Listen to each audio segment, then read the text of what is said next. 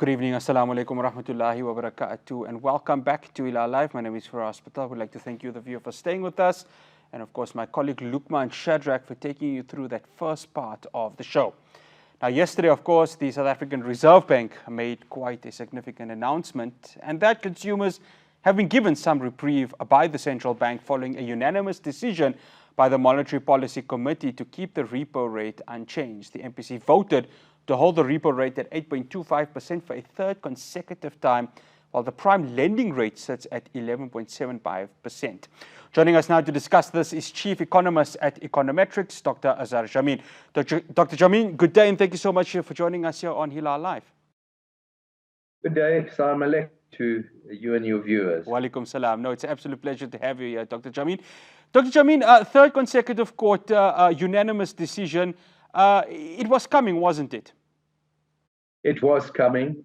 I think that at the last minute there were a few jitters resulting from the announcement on Wednesday morning of a bigger than what most people expected increase in CPI inflation in October. But at this inflation number in October, you realize that it was largely on account of the fact that there had been a very substantial increase in fuel prices at the beginning of October this year, whereas in October last year, there was a big cut in fuel prices. So on a year-on-year basis, you would, of necessity, see a big increase in the year-on-year fuel inflation rate, feeding through into pushing the overall inflation rate up.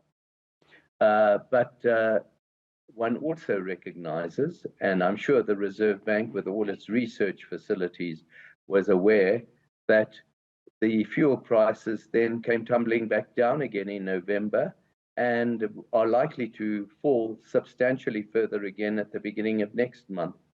So once we look at the November and December CPI inflation figures, we're likely to see the inflation rate fall all the way back from 5.9%, which is close to the 6% upper end of the inflation target, back down closer towards 5%, which is not as much of a threat to the inflation target. And I'm sure the Reserve Bank is aware of this. On top of that, we've also seen insinuations from global central banks that the rising trend of interest rates internationally is now on the way out.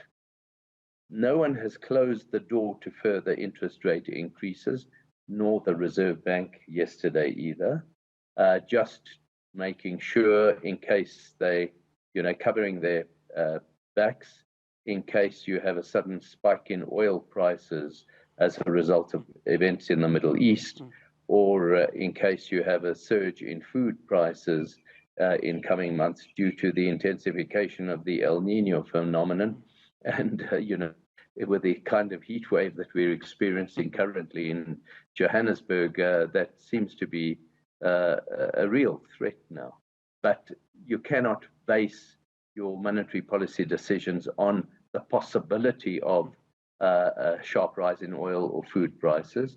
So for the moment, inflation it's not dormant, but it's not shooting the lights out, and there is no reason to run ahead and increase interest rates still further, especially if you take heed of what the Reserve Bank said yesterday, and that is that at the current rate, monetary policy is fairly restrictive. You've got a repo rate of 8.25% with inflation rates in the region of 5.5% in the next couple of months. So you're looking at interest rates of 3%, which is quite a lot, which is higher than the desired neutral real interest rate of 2.5%. So that suggests that interest rates are already higher than they needed to have been given the current inflationary trend. Dr. Jammine, I'm going to touch on inflation in a bit. The number 8.25%, when looking at that number, and when you compare it to, of course, I'm going to mention two countries, one from Europe and the other one, of course, in South America, Argentina. I mean, their interest rates have spiked to a whole new level. But Turkey, of course, theirs has gone to 40%. Now, I know it's difficult to compare us to them given their economic growth and ours, but at 8.25%, should we be still in a relaxed mode with that repo rate? Or is this something to be concerned of, given, of course, the challenges that we've had during the year, i.e. load shedding being one of them? To put it into perspective, the repo rate of 8.25% is substantially higher than it was at 3.5% during 2021 and the first part of 2022 after COVID. But it's also substantially less than the double-digit repo rates that we had become accustomed to in the 1990s and the early this millennium. So, it's a bit of both. You can say it's quite high, but it's not that high either. And the one big difference between South Africa and the likes of Argentina and Turkey is that we have a central bank that is determined to keep inflation under wraps. And that is why we have not allowed inflation to skyrocket to high double-digit figures as in Turkey and to triple-digit figures as in Argentina. And that has negated the necessity to have to raise interest rates to levels commensurate with those inflation rates. Dr. Jammine, we've got to be very thankful to our Reserve Bank for that. Yeah, no, definitely. Of course, been caught in a rock and a hard place, but that is the situation we find ourselves in. Dr. Jammine, Reserve Bank Governor Lesetja Kganyago said, of course, stark warning for the future because with regards to inflation. You mentioned, of course, just below that 6% of where it's supposed to be, but sitting just under that. For inflation to go beyond the 6%, what would need to happen? And the next question I'm going to ask you, of course, is with regards to load shedding and Transnet and all of those other factors. But with regards to passing the 6%, what would really need to happen for inflation to take a whole new level? It's interesting you should ask that question because I attended a post MPC meeting between economists and the Reserve Bank this morning virtually. And in response to a similar question, the Reserve Bank Governor Lesetja Kganyago highlighted three big upside risks. The first, and by far the most important, relates to the confluence between fiscal and monetary policy. If government were to carry on spending like crazy and increasing debt levels and budget deficits, eventually it would be compelled to start printing money to pay its way, and you would then have a dramatic depreciation of the currency and sharply higher inflation. Secondly, in geopolitical factors, especially oil prices. Thus far, the impact of the Israeli war on oil prices has been fairly muted. There have not been huge disruptions to the supply of oil, but you cannot be too complacent about events in the Middle East continuing to be fairly passive from a economic point of view. The third big factor is this El Nino phenomenon and the huge droughts that may occur and floods that may occur in different parts of the world that may create shortages in food supplies and sharply higher food prices. One of those three elements can all contribute towards a substantial increase in inflation that is not currently foreseen, that is seen as a possibility, but is not foreseen as a certainty at the moment. There's a fourth factor that the Reserve Bank currently doesn't know quite how to measure, and that is the potential for an increase in prices resulting from the disruptions to supplies of goods and services to South Africa as a result of the problems at our ports because of the deterioration in Transnet governance. Dr. Jammine, added to that, of course, you mentioned Transnet, the problems that they are having. We're currently, as we speak, sitting on stage 6, load shedding. The IMF has said that South Africa's economy can grow by 3% plus, should, of course, Eskom and Transnet get their house in order. Both of them do not look like it's going to happen anytime soon. So how are we looking in terms of economic growth come next year?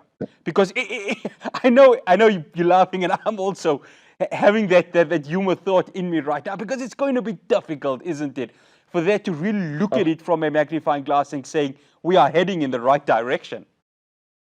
Of course, it's difficult.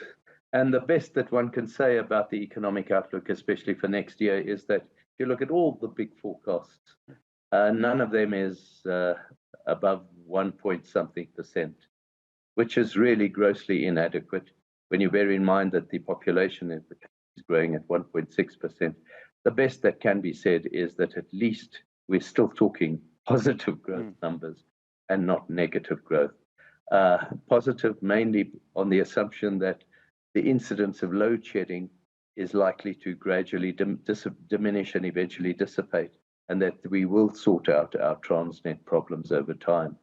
But there are some much more fundamental problems that were highlighted in a series of reports issued last week by the Harvard University Growth Lab group. And they highlighted the lack of state capacity in South Africa, comprising ideology within the ruling party that doesn't allow it to take decisions because, you know, the opinions are completely opposed within it, the lack of skills within the public sector, the that has actually seen people being appointed to positions not on the basis of their qualifications or experience, but on the basis of their affiliations to the ruling party. The procurement processes that led, and the preferential procurement processes that cut out a lot of society and simply give favors to those aligned to the ruling party, and that has itself generated a lot of corruption. Those issues need to be sorted out. The other ones that were alluded to, it's a more problematical one, and that is as a result of apartheid.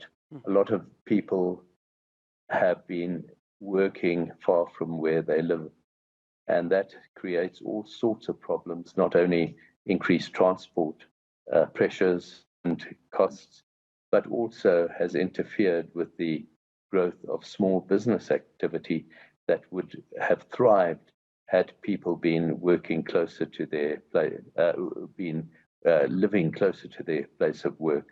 And they also suggest that that has contributed towards easier and increased crime in those, decentralized housing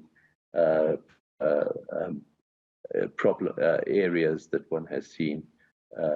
All, of course, going back to the apartheid era, but with the RDP, building RDP houses, the Growth Lab says, why not build high-rise houses near the center of the city to allow people to be close, not to have to travel so far to get to their work and so on. These are fundamental problems, and of course, the one that I keep alluding to, which wasn't mentioned that much in the Growth Lab reports, is the very poor educational outcomes, and the fact that the majority of our population is really not capable of taking decisions and leading the economy forward. We fortunately do have a critical mass of educated minorities, but that's not enough. Dr. Jammine, thank you so much for joining us here on Hilaal Live. Assalamu alaikum to you.